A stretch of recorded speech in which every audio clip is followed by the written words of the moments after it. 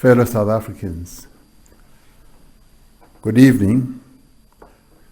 Ndimadekwana, Avsheni, Sanibonani, Dumelani baseMzansi Afrika, ngenhliziyo ebuhlungu. Ke le dumedisa kaofela ka pelo e botlhoko. Le dumedisa batho botlhe ba Afrika Tshipembe ka mbilu ibabao. I address you this evening. There have been acts of public violence of a kind rarely seen in the history of our democracy. Property has been vandalized and destroyed. Shops have been looted. Law-abiding citizens are scared that they may not be able to return to work.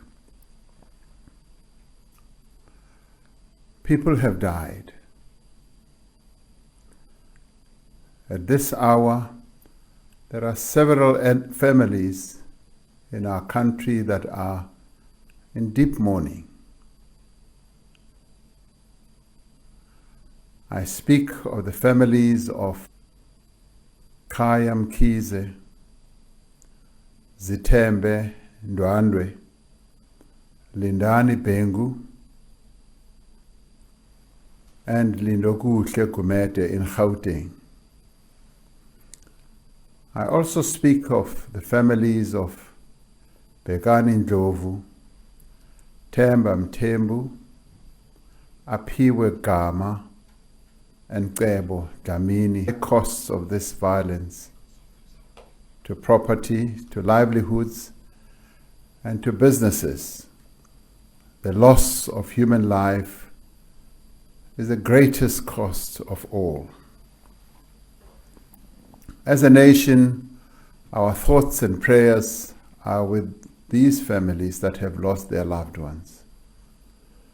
Many South Africans are to their shops and businesses that have been destroyed and burnt down, and they're also counting their cost to the safety and security of themselves as South Africans. Many more South Africans are feeling anxious and afraid tonight. Destruction of property and looting of the sort rarely seen before in the history of our democracy. Lokhu okwenzekayo manje besingakakuboni. Dintho tse di etsahala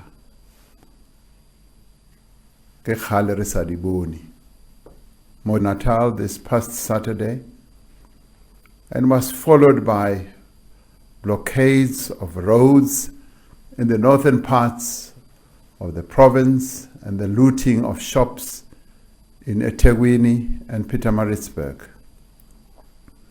For the past 2 days, Gauteng has experienced the blocking of roads, looting. Thanks to the work of our law enforcement agencies, 166 suspects have been arrested in KwaZulu-Natal, and 323 suspects have been arrested in Gauteng in relation to these incidents.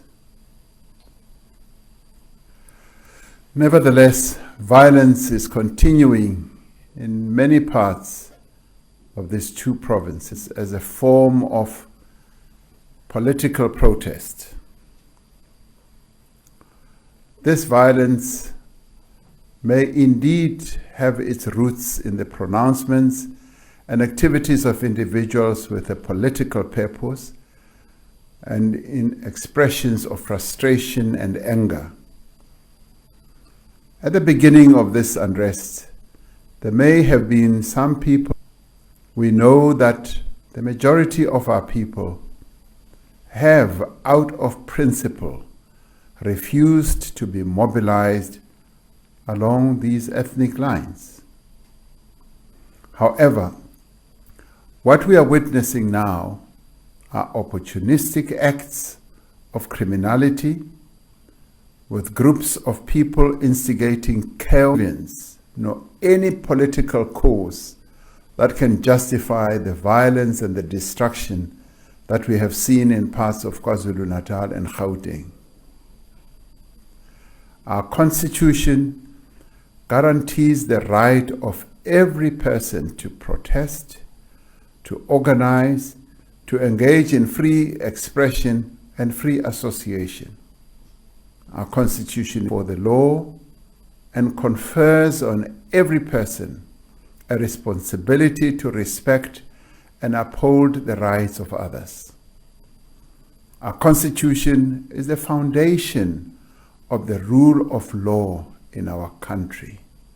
And this is a right that was fought for by many in our country and many people, that guards against the abuse of power, that protects the poor and the vulnerable. It is this rule of law that enables our society to function and our economy to develop in the interests of the people of South Africa. The victims of the violence that is unfolding, the parents and families of those who have lost their lives, have done nothing wrong whatsoever. Although these may be opportunistic acts of looting driven by hardship and poverty, the poor and the marginalized bear the ultimate brunt of the destruction that is currently under. This means that our sick cannot get medication from pharmacies, food does not reach supermarket shelves, and health workers cannot go to work. We will soon be facing a huge risk of food insecurity and medication insecurity. Program has been severely disrupted just as it is gaining momentum. This will have lasting effects on our ability to consolidate some of the progress we are already witnessing in our economic recovery as well. These disruptions will cost lives by cutting off the supply chains of looting, and anarchy leads only to more violence and devastation, as well as suffering. It leads to more poverty, more unemployment, and more loss of innocent life. This is not who we are, as a different path, a path of peace, a path of engagement, and a path of democracy. We've chosen to pursue dialogue and protest rather than violence and chaos. Each of us, no matter our position or our circumstances, it is therefore a matter of vital importance that we restore calm and stability to all parts of the country without any delay. It is vital that we prevent any further loss of life or injury or destruction of valuable infrastructure and protect property. We are therefore mobilizing all available resources and capabilities to restore order in our country. As a Commander-in-Chief of the South African Defence Force and our security forces, I have today authorized the deployment of the National Joint Operation and Intelligence Structure known as NetJoints, has intensified deployments in all the affected areas in KwaZulu-Natal and in Gauteng. The South African Police Service is putting measures in place to call up operational members from leave and rest points, is receiving support from the Intelligence Coordinating Committee, comprising of South African Police Service, Crime Intelligence, Defense Intelligence, and State Security. In addition to greater visibility and an intelligence-driven personnel or presence in potential hotspots, we will be prioritizing Security Council, which I chair as Commander-in-Chief. We'll be meeting twice a day to coordinate all measures necessary to restore stability in our country. And I'd like to be clear, we will take action to protect every person in this country against the threat of violence, intimidate, and prosecute those who perpetrate these actions, and will ensure that they face the full might of our law. This is a clear instruction that I have given our security personnel. We will restore calm and order so that we can get on with the task of rebuilding this country and creating a better life for its people. And sinister elements stoked the flames of violence in our communities to try to turn us against each other. We live with these memories still. But we also remember that as we were preparing for democratic change, we came together as a society to end the violence that was buisane hore dintwa di fele mahara rona.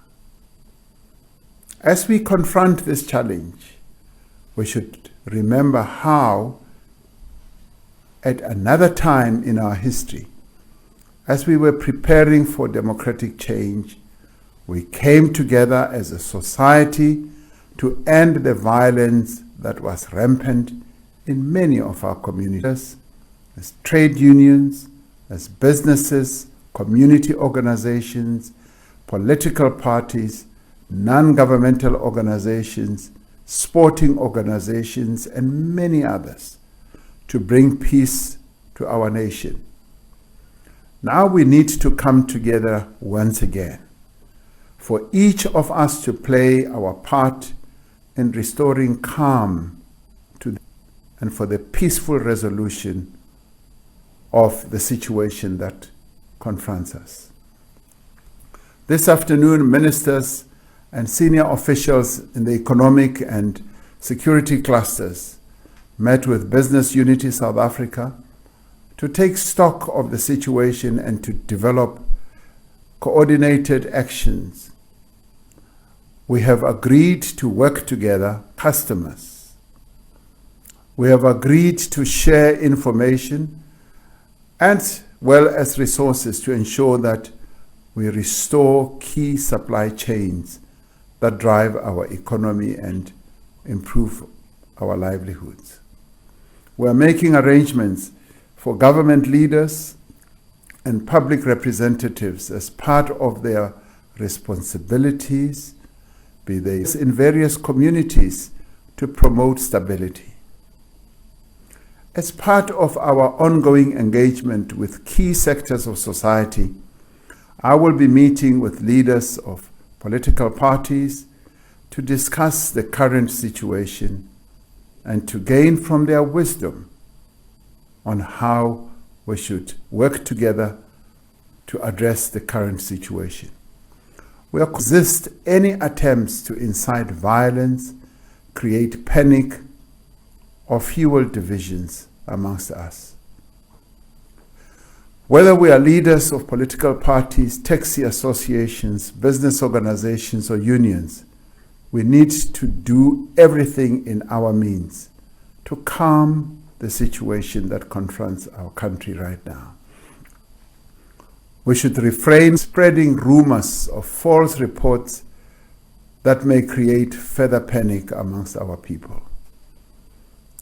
No one should take the law into their own hands. Rather, we should join those individuals and communities who are currently working with the police to prevent looting, and those members of the public who have provided tip-offs, and members of our communities around the two provinces who have taken the trouble to engage amongst themselves as community members to prevent any further looting. I'd also like to thank the operational members and commanders of the South African Police Service and other agencies for their response to the loss of lives. We extend our best wishes for a speedy recovery to the 4 South African Police Service members injured during this violence. Constable Sangweni, who was shot and injured in Alexandra, his 2 colleagues, Sergeant Marahani and Lieutenant Colonel Nefolobodwe Davidson. Fellow South Africans, this violence and destruction takes place in the midst of a devastating pandemic. There is a danger that these events will lead to an even greater surge in infections, putting many more lives at risk and placing a greater burden on our health facilities. Stay away from their duties because of the fear of being caught in the crossfire. There is also a danger that our vaccination program will be disrupted in some areas, just as we need to significantly expand this. Today, the acting Minister of Health informed me that they will not allow this to happen. We've got to act. This moment has thrown into stark relief that what we already know, that the level of unemployment, poverty and inequality in our society is unsustainable. This has become patently clear. Build a more just and equitable society in which all South Africans can participate freely as well as equally. We must therefore commit ourselves not only to peace, but to greater economic opportunity for all. We are emerging now from a long period of uncertainty and stagnation. The terrible consequences of the abuse of power and the neglect of duty. We have begun a process of healing, a process of reconstruction, and a process of renewal. We have set our country on a path of progress and recovery. We cannot allow on our path to putting in place the reforms and the economic reconstruction that we should have. We will protect our constitutional democracy so that we can consolidate our gains. We will reject violence and chaos so that we can move forward, not be deterred as South Africans from the task that lies ahead of us. We are faced, as we have been faced many times before, with a moment of great challenge and great promise. Let us choose the path of peace and renewal and shun violence. Let us stand free who seek to reverse the gains that we have made. We will stand as one and must stand as one, united against violence, unanimous in our commitment to peace and to the rule of law. This is what we must do as South Africans. and let us work together to bring this to an end. I thank you, fellow South Africans.